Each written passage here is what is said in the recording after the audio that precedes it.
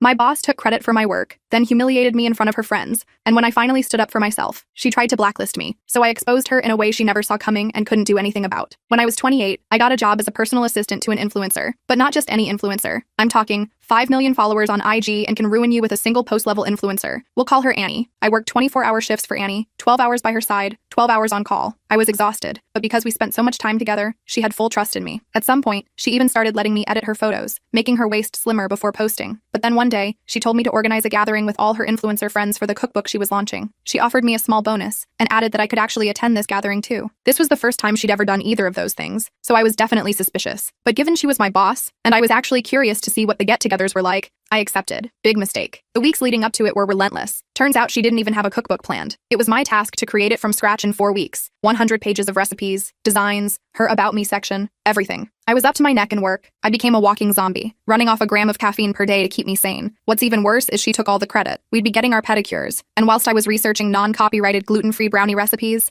she'd be on her phone, talking about how excited she was for the cookbook and how the recipes were all her. This definitely frustrated me, but I bit my tongue and accepted this was show business. And then just days before the gathering, she started acting weird. She became more snappy, paranoid, but only around me. She said she liked the cookbook though, so I had no idea what the problem was. All I know is that the day before, she called me and angrily barked orders at me to 5 times the amount of food I'm cooking for the party tomorrow. I tried to tell her it wasn't possible, but she said to figure it out, and if I can't, I'm fired. I stayed up all night cooking, even paying a private chef $500 to spend the next day helping me. By the time I showed up to the gathering, I hadn't slept in 37 hours. I brought all the meals with me in a minivan that I hired out of my own money, and the first thing I was met with was Annie shouting at me for only being 6 hours early. I didn't have the energy to argue, so I nodded and apologized. I spent the next 6 hours setting everything up, including the food, while Annie just kept trying dresses on. Eventually, people started showing up. Everything was going smoothly, until Annie struck. Me, her, and 2 of her friends were talking about how great the food she made was, when Annie interrupted. You know, I asked Julie over here to make me an omelet once, and she almost set my kitchen on fire. Everyone began chuckling, and because I was too tired to respond, I chuckled too. Well, Annie took this as my approval. Her last boyfriend even left her because of it. She even called me once seriously asking how to turn on the oven. Remember that, Julie? Everyone was laughing so hard they were wheezing. Then someone said, "How do you do it, Annie? You created a whole cookbook in 4 weeks, organized this party, and attended a stray dogs volunteer shelter. You're one of a kind." Just like that, everyone was complimenting Annie. She was basking in it, and I was going to let her, but that's when she took it too far. Before I knew it, Annie was calling me dumb, ditzy, stupid, an idiot, even saying she should fire me, all as a joke. Everyone was doubling over at my expense, but when the conversation shifted back to Annie's recipes, I saw my chance to ruin her. You know, Annie, because you're such an amazing chef, I actually prepared something for you. I went to go get a chef's hat, then came back up to Annie before getting everyone's attention. Some of you might have noticed there's one dessert from the book missing on the tables. That's because Annie wanted to cook it in front of everyone. Her eyes went wide,